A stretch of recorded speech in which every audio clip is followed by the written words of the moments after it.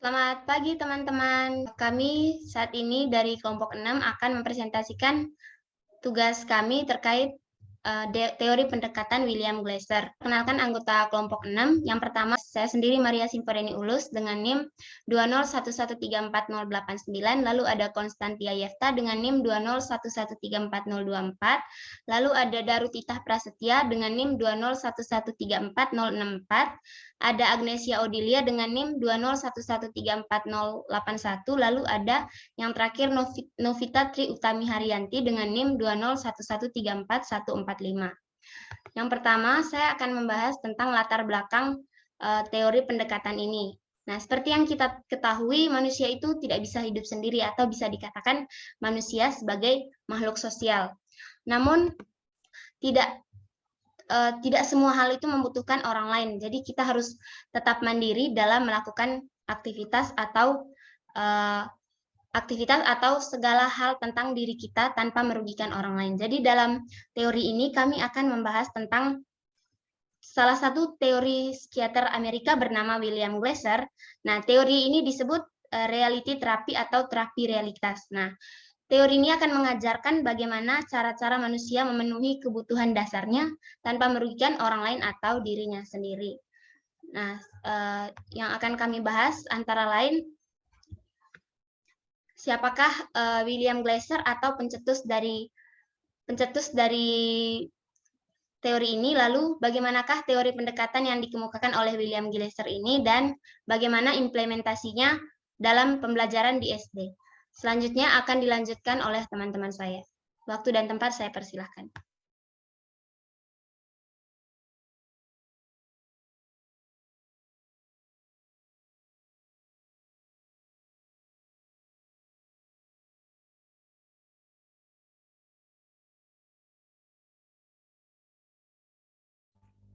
Baik, sebelum bicara banyak tentang teori yang dikemukakan oleh William Glasser, saya akan menjelaskan biodata William Glasser. Nama beliau adalah Dr. William Glasser, MD, berasal dari Amerika.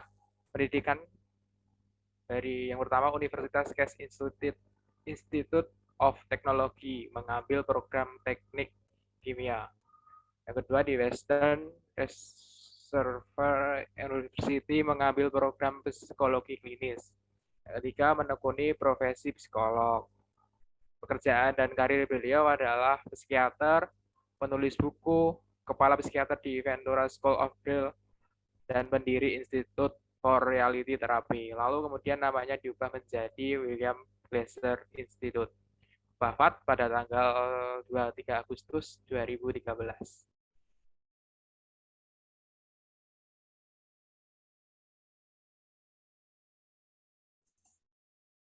Berikutnya, teori yang dikemukakan oleh William Glasser yaitu reality therapy atau terapi realitas. Menurut Hasiana tahun 2020, terapi realitas adalah suatu sistem yang difokuskan kepada tingkah laku sekarang. Terapi realitas meraih popularitas di kalangan konselor sekolah, para guru dan pimpinan sekolah dasar dan menengah, dan para pekerja rehabilitas lainnya.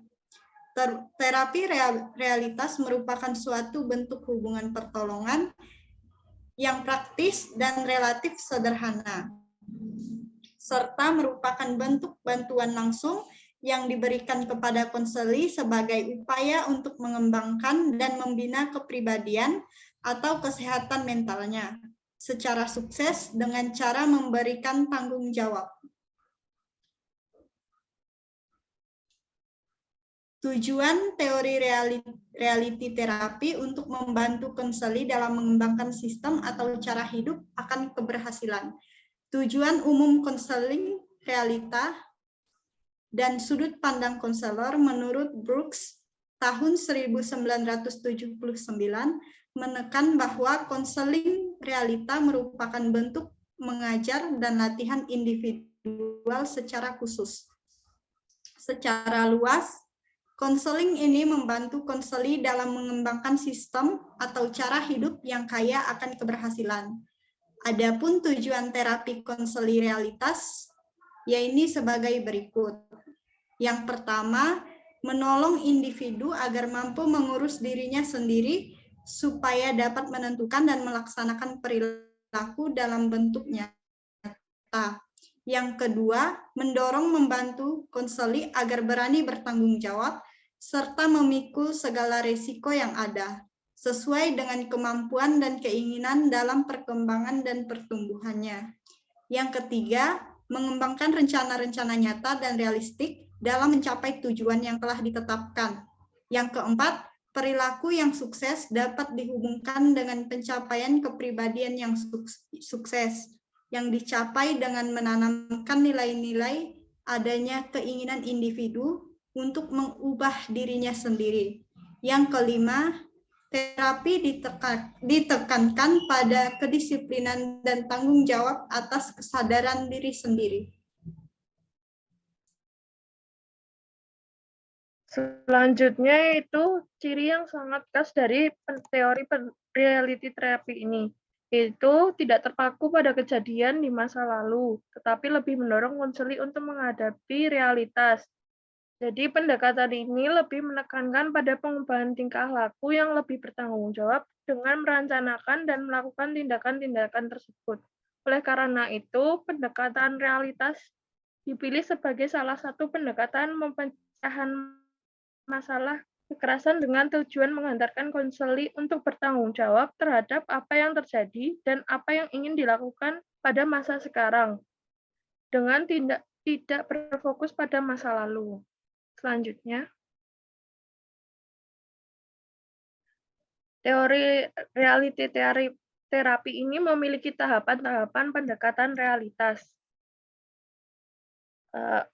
Pertama itu keterlibatan. Jadi keterlibatan didefinisikan sebagai suatu kegiatan yang menggerakkan serta mengarahkan proses dan perilaku konsumen pada saat mereka membuat keputusan. Jadi penggunaan keterlibatan ini pada awal pertemuan, yakni yang berhubungan dengan keberhasilan seseorang konseli. Kedua, ada pemusatan pada tingkah laku sekarang, bukan perasaan. Jadi penekanan terhadap apa yang dilakukan dan apa yang dipikirkan daripada apa yang dirasakan dan yang dialami secara fisiologis. Yang ketiga, ada pertimbangan nilai. Pertimbangan nilai ini perlu dibantu menilai kualitas apa yang dilakukannya dan menentukan apa tingkah laku tersebut, bertanggung jawab ataupun tidak. Tanpa adanya kesadaran konseli mengenai ketidakefektifan tingkah lakunya dalam mencapai tujuan hidupnya, maka tidak mungkin ada perubahan pada diri konseli tersebut.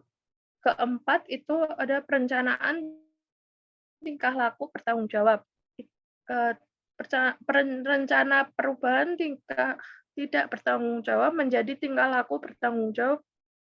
Rencana tindakan yang efektif berupa rencana yang sederhana, dapat dicapai, terukur, segera, dan terkendalikan oleh klien. Yang kelima, ada pembuatan komitmen. Nah, di situ pembuatan komitmen ini bermanfaat jika konseli membuat sesuatu komitmen untuk melaksanakannya. Komitmen dapat secara lisan maupun tertulis. Lalu keenam, ada tidak menerima alasan kegagalan. Konselor tidak boleh mengeksplorasi alasan-alasan mengapa konseli gagal dalam melaksanakan rencana. Konselor memusatkan perhatian kembali pada rencana yang baru yang lebih cocok. Lalu selanjutnya ada peniadaan hukuman. Peniadaan hukuman, pemberian hukuman pada konseli yang gagal yang melaksanakan rencana sebetulnya akan memperkuat identitas gagal konseli. Terakhir itu pantang menyerah. Konselor ini berkeyakinan bahwa konseli memiliki kemampuan untuk berubah. Nah, kemudian pendekatan reality ini berasumsi bahwa keterlambatan psikologis tersebut disebabkan karena adanya penyangkalan terhadap realitas yang dihadapi oleh manusia yang cenderung untuk menghindari hal-hal yang tidak menyenangkan.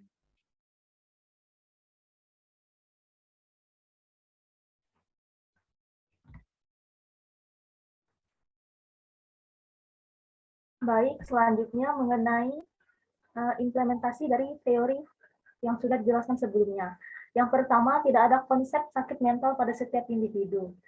Dalam teori realitas, individu yang berkelakuan tidak baik bukanlah orang yang memiliki gangguan mental, melainkan dalam tanda kutip hanya sebagai orang yang tidak bertanggung jawab. Artinya, tingkah laku tersebut masih dalam taraf yang normal dan dapat diperbaiki ke depannya. Lalu yang kedua, berfokus pada tingkah laku nyata untuk kelangsungan hidup ke depannya. Nah, maksud dari berfokus pada tingkah laku nyata di sini yaitu berupa sebuah refleksi untuk mewujudkan harapan nyata di masa depan. Lalu yang ketiga, berorientasi pada masa depan. Jadi, tingkah laku yang difokuskan yaitu tingkah laku yang ada pada masa sekarang, dan dalam tanda kutip yaitu tingkah laku yang dapat diubah, dianalisis, dan diperbaiki sehingga ke depannya individu atau seorang anak tersebut dapat menjadi pribadi yang lebih baik lagi. Lalu yang keempat, menekankan pentingnya aspek nilai, kesadaran diri, dan tanggung jawab.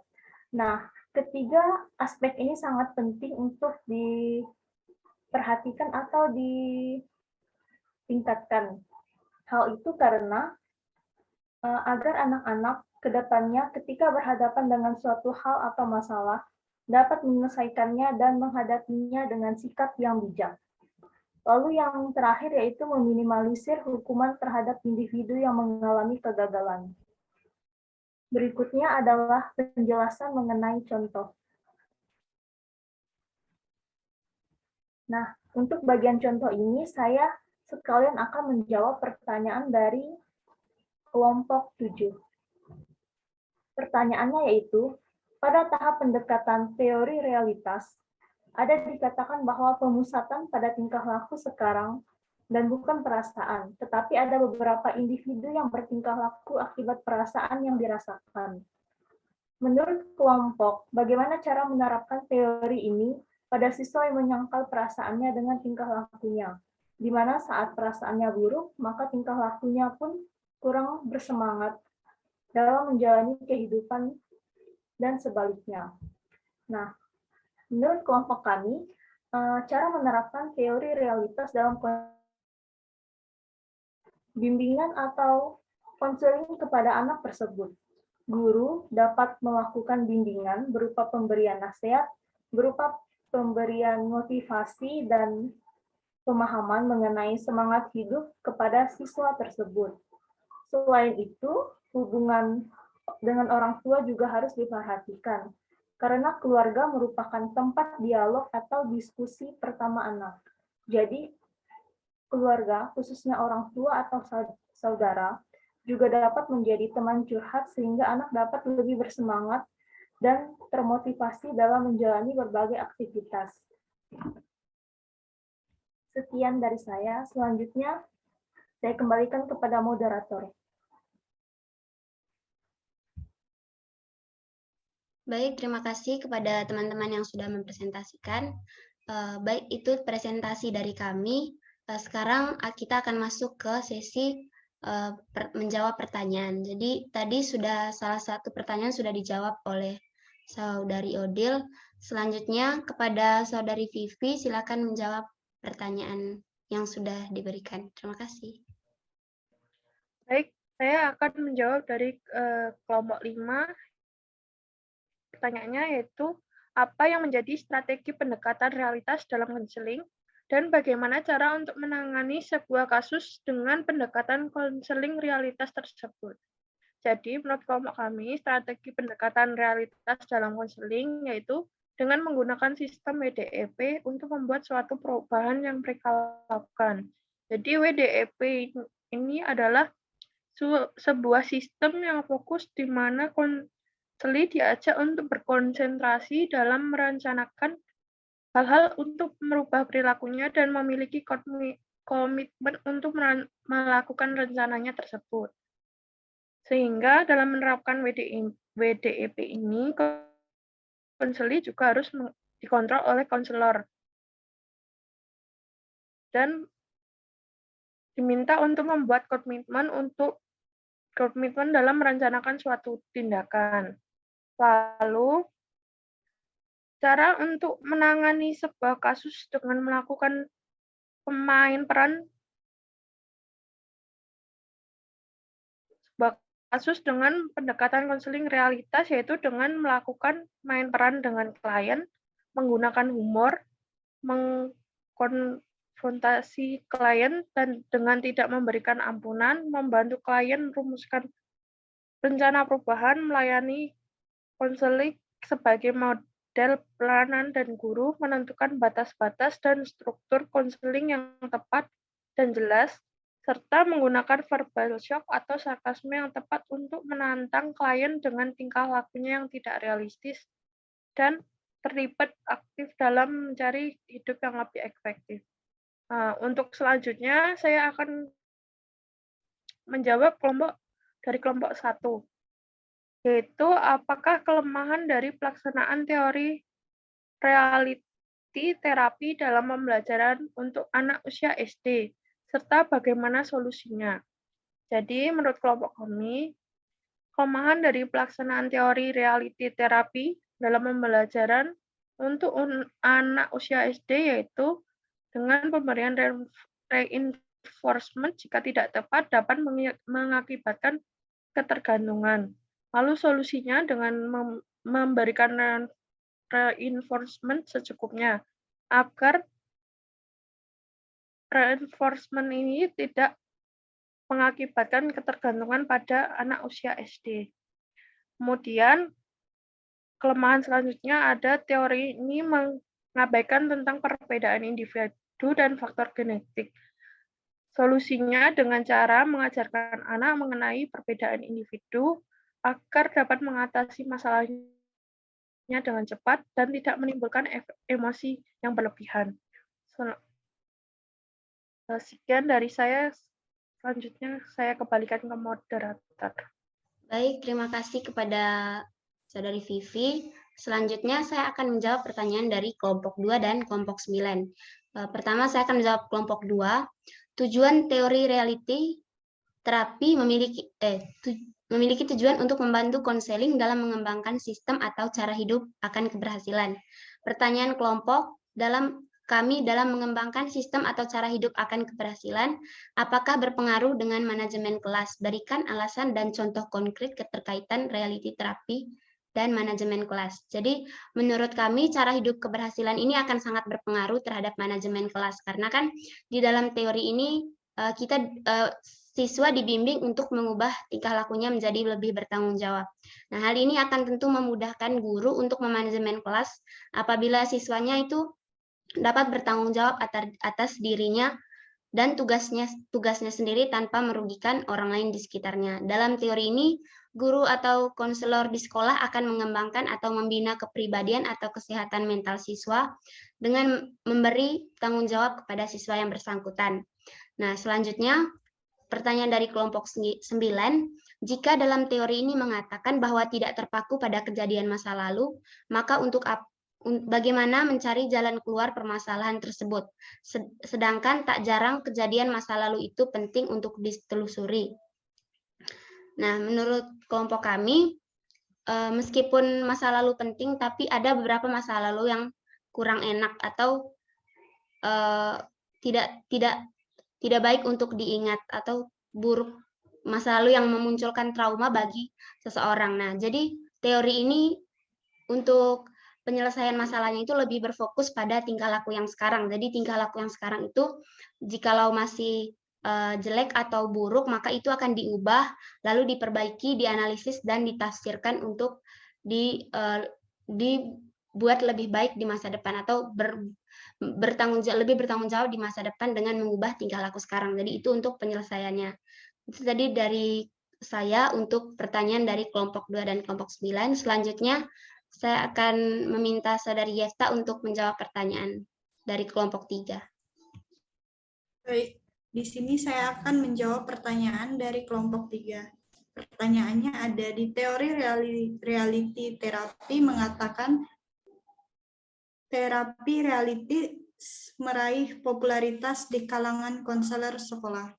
para guru dan pimpinan sekolah dasar dan menengah, dan para pekerja rehabilitas. Nah, jelaskan seperti apa dan berikan salah satu contohnya.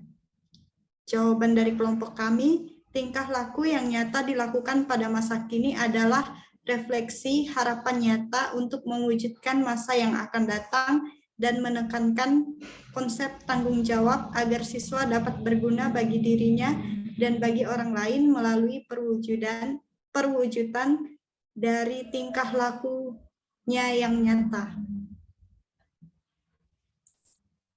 Baik,